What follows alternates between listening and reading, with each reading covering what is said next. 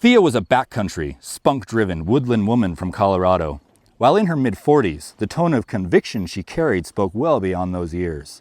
In between random work-related spouts, she'd talk about her obsession with lost languages, fascinating dialects, prospecting precious stones, and the studying of numerical patterns. It felt she belonged to an older world, one perished to the harsh cruelties of time. She was light on her feet, zooming like a fox out in the sticks. There was balance and fluidity to her which embodied the likes of harmony and chaos, creation and destruction, clarity and mayhem, an unprecedented elegance which perplexed me in all the most wonderful ways. Every graceful step was a dance, breath a song, word a poem, and look a work of art. It was evident she hadn't been a woman among the undistinguished, but an oracle torn between the fabrics of this reality and the metaphysical, foretelling a story with each whimsical stride made. If the moon itself could weep, she'd be the one to catch her tears as they fell. It was a slow day in the shop, so once Thea set me loose, it was more play than work alongside Celine.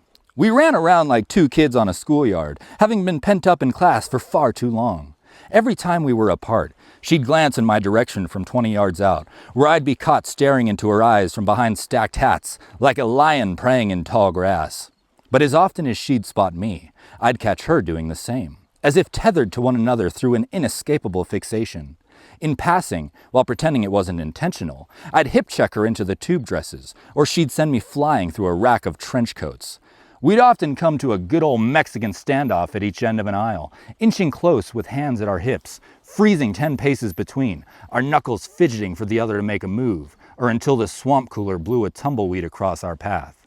I was fast, but she had the quickest draw of any finger pistol this side the Mississippi. I dropped to the floor, dead and gone, all in great fun. It was reminiscent of an innocent childhood never experienced, one that was stripped of me.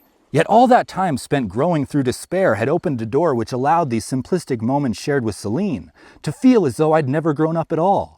She'd turned back the clock to a time and place we were always meant to be with one another, having no other care in the world than to kick sand in the other's eyes and play it off as an accident, just because we like them.